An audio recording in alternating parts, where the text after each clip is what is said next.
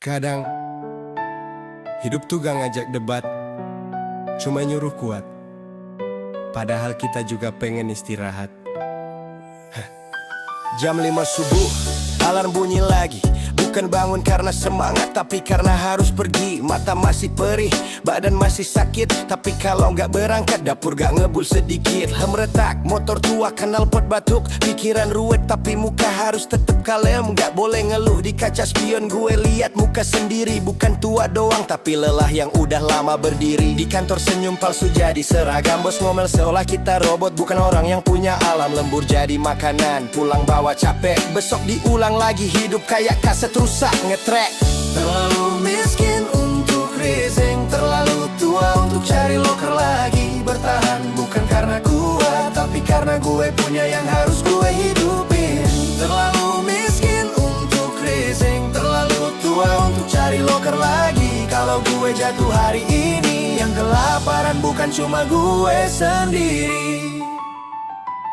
Orang bilang, coba pindah kerja bro. Lah pindah pakai apa? Modalnya aja gak ada bro. Interview butuh gaya, CV butuh prestasi. Gue punya pengalaman tapi gak ada yang mau lihat isi. Usia turubus lewat, udah dikasih label overqualified, kurang muda, gaji ketinggian, katanya stabil. Padahal cuma pengen hidup wajar, punya waktu sama anak, gak dikejar-kejar target liar. Cicilan datang tiap bulan kayak pajak hati. Ngansem tenang, bikin tidur gak pernah pasti. Bukan gak pengen usaha, gue juga mau merdeka, cuma tabungan aja kalah sama tanggal tua.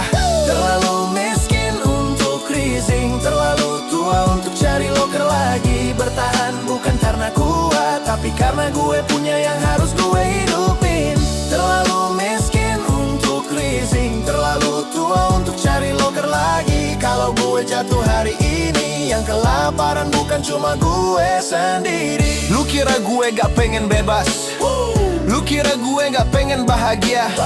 Gue cuman gak boleh egois, karena di rumah ada yang nunggu gue pulang. Gue ini bapak, bukan superhero, cuma orang biasa yang dipaksa tahan ego. Kalau gue nangis pun harus sembunyi, karena di mata anak bapaknya harus selalu berani. Kadang gue iri sama yang hidupnya ringan, tapi gue inget hidup gue mungkin berat karena gue kuat di ujian. Gue bukan pecundang, gue bukan kalah, gue cuma lagi berjuang tanpa panggung dan tanpa sorak. Dan kalau suatu hari gue sukses, gue gak bakal sombong, karena gue tahu rasanya jadi orang yang hampir tumbang. Gue cuma pengen buktiin satu hal, bapak Parubaya pun masih bisa menang.